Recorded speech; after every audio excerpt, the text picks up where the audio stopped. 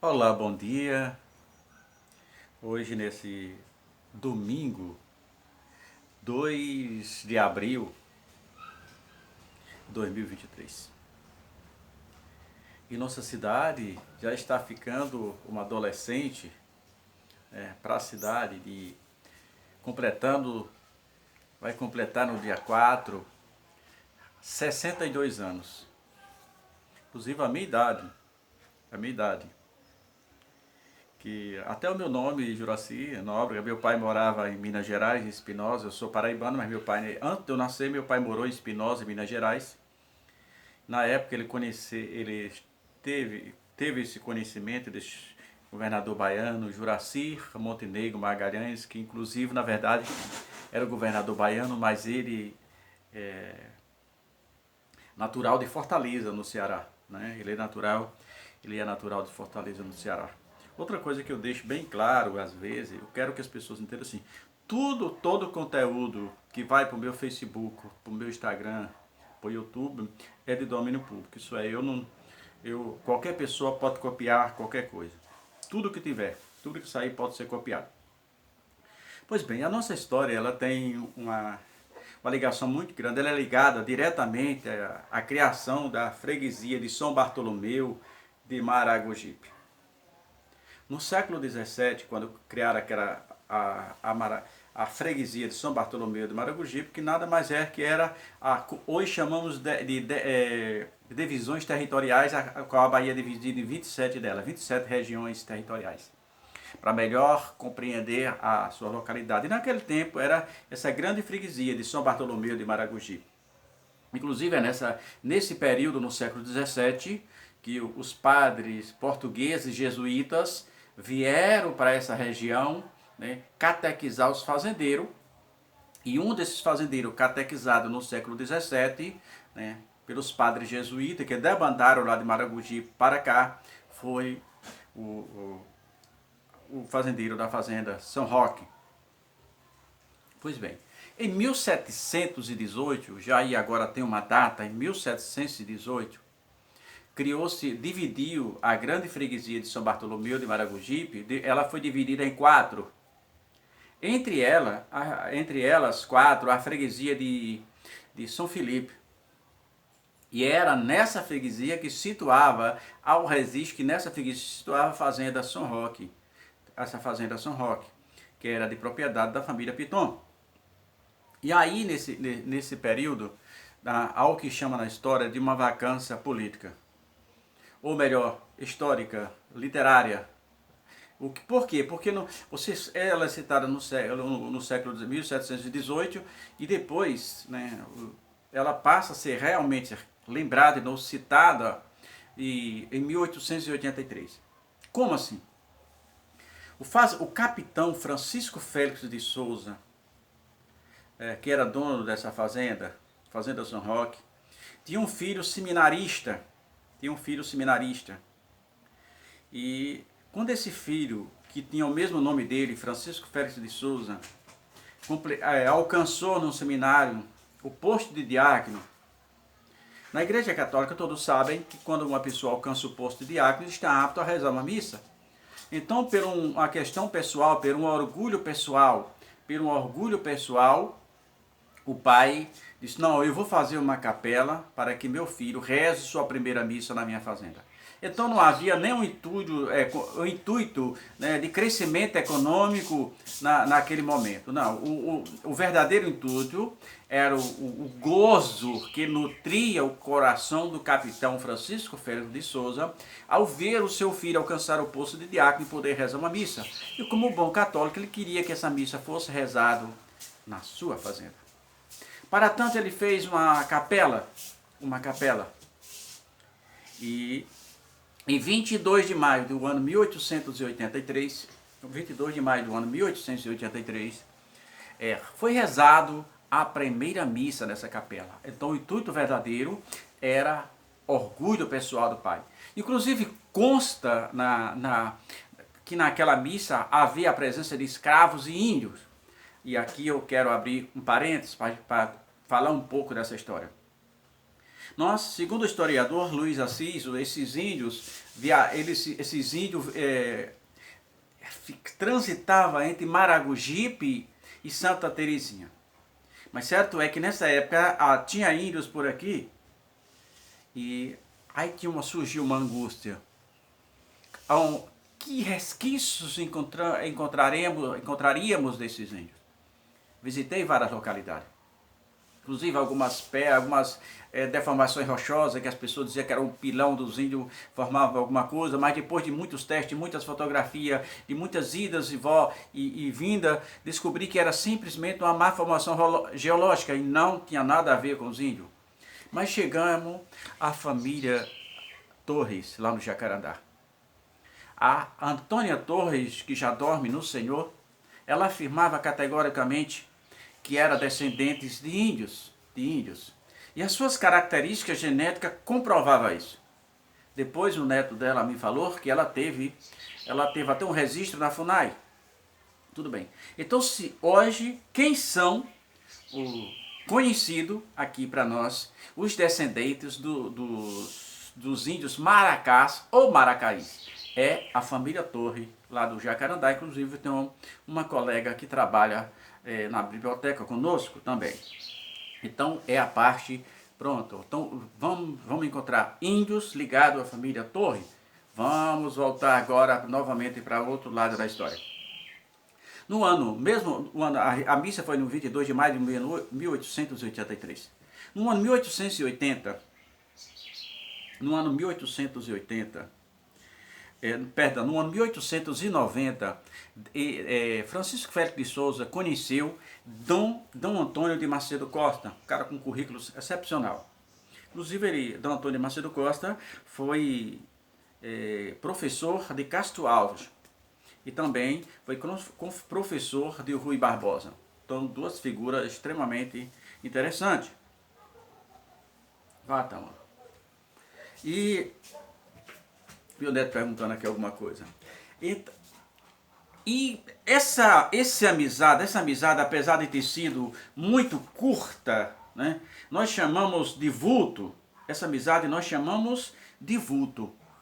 Porque Dom Antônio conhece Dom Macedo Costa no ano 1890. Não há uma data precisa do ano 1890. Diz que foi no ano 1890. Mas Dom Antônio de Macedo Costa, quando morreu no ano 1891, isso é um ano depois, ele morreu em 21 de março do ano 1891, isso é um ano depois, já morava em Barbacena, Minas Gerais. Dom Antônio morre em 21 de março de 1891, em Barbacena, Minas Gerais. Então, foi uma amizade profunda. Não há registro que ele viera aqui, até o tamanho da sua incumbência os impedia, né, de sair lá do seu setor. Tudo bem. Aí há novamente um silêncio, porque do ano 1891 vai surgir novamente a mesma história, envolvendo a mesma família Piton. No ano 1938. Pois bem, agora eu vou mostrar uma lei, para que a gente entenda. Às vezes as pessoas querem falar e eu vou mostrar a lei. Em 1938, o seu topônimo foi mudado de Arraial de São Roque do Bate-Quente para Dom Macedo Costa, pelo decreto estadual 11.089/38, de 30 de novembro de 1938. Então, o nome de Dom Macedo Costa é por esse decreto, 11.089 de 30 de novembro de 1938. Então, você vê que aos poucos a cidade estava se modificando. De alguma forma, ela estava se preparando para o que viria depois. Aí há um pequeno silêncio entre já aqui no ano 1938 é um pequeno silêncio, porque ela vai aparecer novamente no cenário em 1953. Em 1953, agora o mesmo já está no poder. Quem é o governador? Já é o general Juracir Montenegro Magalhães. ele assina o decreto 628. O decreto 628 altera a categoria da cidade. Até então era povoado, o povoado já se chamava agora Dom Macedo Costa. E agora passa a ser chamado pelo decreto 628 de vila. Então a categoria de vila para povoado é 1900, não, de povoado para vila, na verdade, povoado primeiro, vila segundo, pelo decreto 628. Outro novo silêncio e as coisas começam agora o burburinho. Para que em 4 de abril de 1962, que é esse outro decreto que vem a seguir. Tem uma coisa que as pessoas precisam enfatizar também, é que nós falamos só é que a lei 1652, 4 de abril de 62, que aí a gente pega aqui uma relação de pessoas que estiveram lá com o governador Juraci Montenegro Magalhães. A pessoa pega aquela relação, nós temos aqui na Câmara, tinha na Câmara de Vereadores, eu acredito que não sei se tem mais, várias fotos das pessoas, do exato momento em que as pessoas estavam, quando o governador assina a lei 1652 de 4 de abril de 62. Então, só tem uma foto que pega eles 8 juntos. Inclusive eu pesquisei em vários lugares, não tinha encontrado relação de nome. Encontrei a relação de nome na monografia de Marinês Souza, da Nóbrega.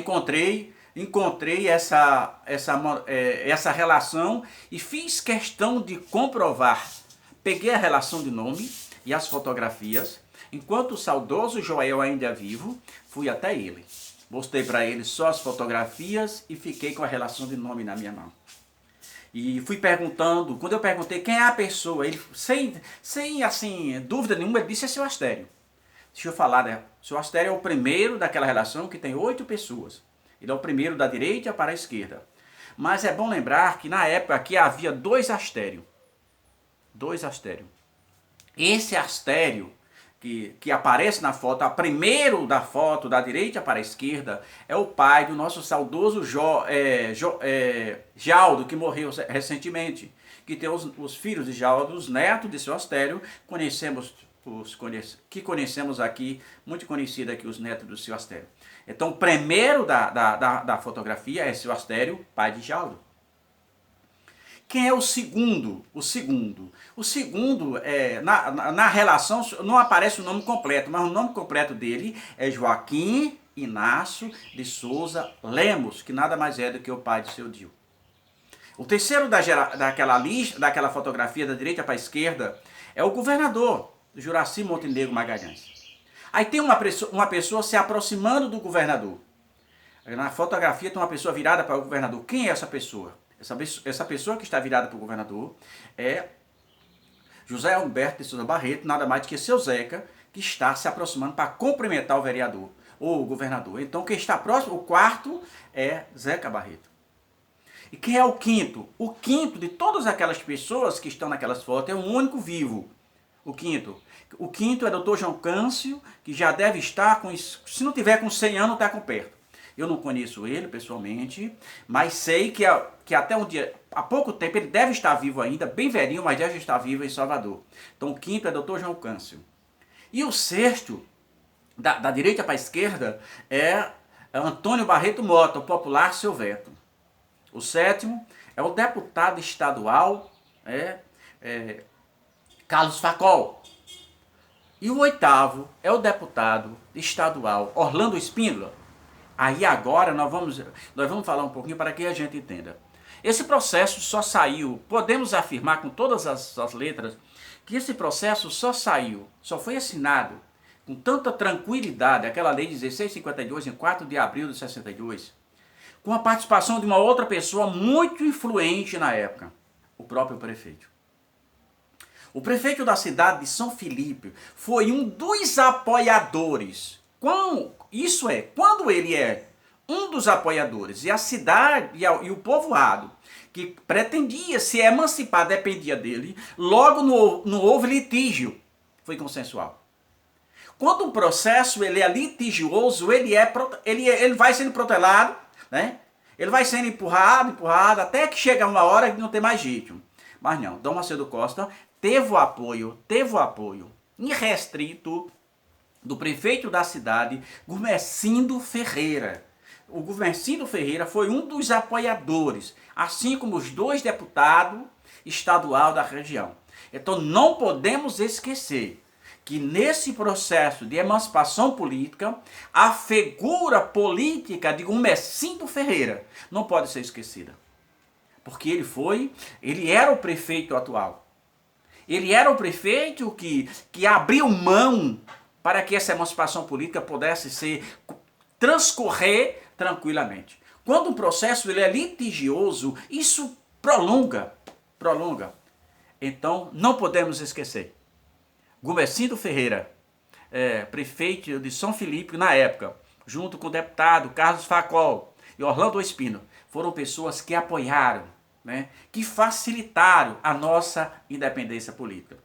Vamos dar um exemplo de quando um processo é litigioso, a diferença que há quando um processo é litigioso e quando um processo ele é consensual.